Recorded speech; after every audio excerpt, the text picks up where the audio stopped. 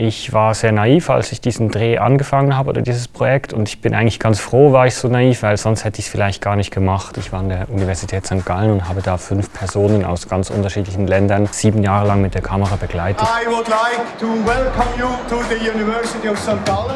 Ich wollte wissen, was sind das für Menschen, wie ticken die. We're in a Strategy and International Management Master, so it's more like high level, I'd say. Wie werden die ausgebildet und welche Verantwortung übernehmen die?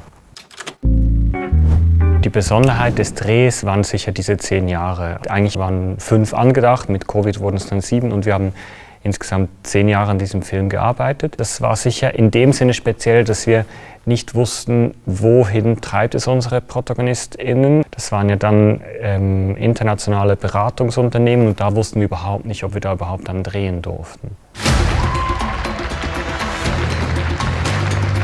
You're among the top 3% of applicants who applied to receive an offer from us. In case you don't know consulting that well, we play an advisor role. We service some of the top leaders in the world with their toughest questions. Leistungsdruck und Work-Life-Balance, das sind 2 große Themen im Film. Du arbeitest 70, manchmal 80 Stunden pro Woche. Das ist enorm viel Arbeit. Je länger sie in der Arbeitswelt waren, desto weniger Zeit hatten sie auch für mich zum Beispiel, dass wir uns austauschen konnten. Work-Life-Balance auch, weil ein Privatleben natürlich möglich ist, aber schon sehr begrenzt. Es ist schon extrem oder interessant, wie viel sie auch bereit sind aufzugeben und zu opfern, um eben so viel zu arbeiten. Als Vater sage ich mir nur, wenn sie das so weitermacht, 20 Jahre, das wird ein hartes Leben. Das ist vielleicht zu hart. This is the Shark Tank.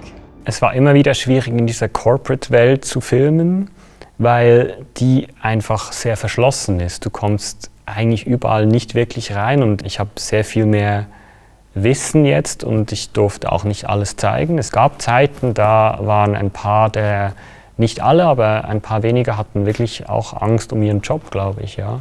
Wenn ich sehe, wie viel Einfluss diese globalen Unternehmen haben und damit diese Chefs und Chefinnen und CEOs, damit meine ich jetzt nicht meine jetzigen Protagonistinnen und Protagonisten, die werden das dann vielleicht in der Zukunft. Aber wenn ich sehe, wie viel Einfluss diese haben, dann bin ich absolut der Meinung, dass diese Unternehmen ihre Verantwortung wahrnehmen müssen und dass sie es zurzeit nicht machen. Ich finde schon, was ich so miterlebt habe an der Universität St. Gallen, an der HSG, habe ich schon das Gefühl, dass da dieses Verantwortung übernehmen für die Gesellschaft, dass das einen viel zu kleinen Teil einnimmt. Man muss sich das so vorstellen, dass diese Menschen, die haben meistens dann ziemlich bald mal viel mehr Macht als Politikerinnen, Politiker, Staaten, weil diese globalen Unternehmen haben so eine große Machtfülle, so viel Geld, so viel Einfluss, dass die eigentlich die sind, die wirklich am Ruder sitzen, um etwas verändern zu können. Ich glaube auch, dass zum Beispiel Stichwort Klimawandel, dass man das nur so lösen kann, indem genau diese Menschen auch Verantwortung übernehmen und vorangehen. Und das machen sie nicht. Also das macht dieses System nicht. Das ist sehr kurzfristig, sehr effizient. Man hat eigentlich keine Zeit, um links und rechts zu gucken und zu reflektieren. Und ich finde auch, durch das es halt so kurzatmig ist, übernimmt niemand langfristige Verantwortung. Wir haben keine Kultur in dieser Branche, um zu sagen, mir geht's nicht gut. Es ist auch keine Kultur, um Schwäche zu zeigen. Ich glaube, ich habe viel mehr mit meinen Protagonistinnen und Protagonisten gemeinsam, als ich das vielleicht am Anfang dachte. Ich bin auch in einer gewissen Weise getrieben, weil ich meine Projekte voranbringen will. Ich habe auch nichts gegen Anerkennung, im Gegenteil, das ist auch etwas, was mich antreibt. Ich arbeite auch zu viel. Wir sind alle Teil dieses Wirtschaftssystems. Wir können uns da nicht rausnehmen mit allen unseren Kaufentscheidungen und unseren Lebensweisen.